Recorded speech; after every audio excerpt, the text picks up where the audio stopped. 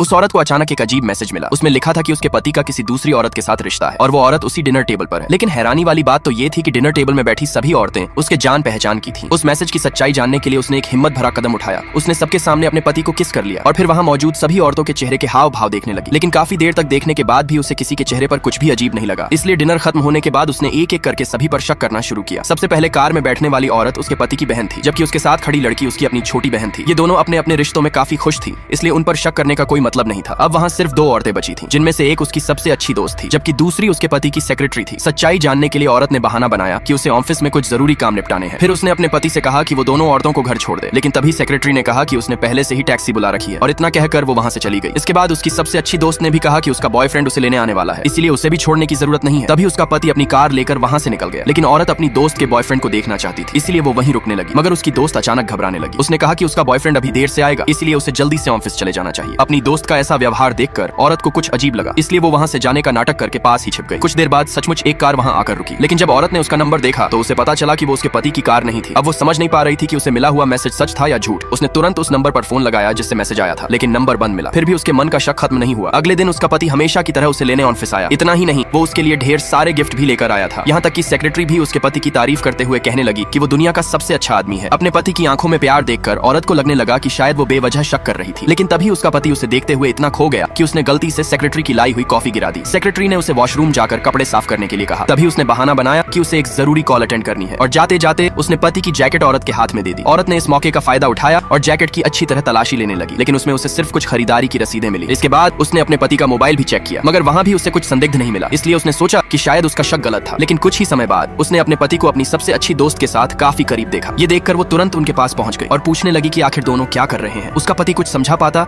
उससे पहले ही उसने उसे जोरदार थप्पड़ मार दिया। तभी उसकी दोस्त ने कहा कि वो गलत समझ रही है। दरअसल दोनों गलती से एक दूसरे से टकरा गए थे और उसके पति की जैकेट की चेन उसके बटन में फंस गई थी। इसके बाद औरत ने पूछा कि उसका पति वहाँ क्या कर रहा था। तब उसने बताया कि वो अभी एक क्लाइंट मीटिंग खत्म करके लौट रहा था और रास्ते में उसके लिए उसकी पसंदीदा कॉफी भी लेकर आया है। औरत जानती थी कि उस कॉफी शॉप पर हमेशा बहुत लंबी लाइन लगी रहती है, इसलिए उसे एहसास हुआ कि शायद ये सचमुच एक गलत फहमी थी। लेकिन जब उसने कॉफी वाला बैग खोला तो उसमें 2 कप कॉफी थी। ये देखकर उसने तुरंत पूछा कि दूसरी कॉफी किसके लिए है। तब उसके पति ने बताया कि जब से वो उससे प्यार करने लगा है तब से उसकी आदत है कि वो हर चीज 2 खरीदता है, एक उसके लिए और दूसरी उसकी सबसे अच्छी दोस्त के लिए। ये सुनते ही उसकी दोस्त ने कहा कि उसे ऐसा करने की जरूरत नहीं है।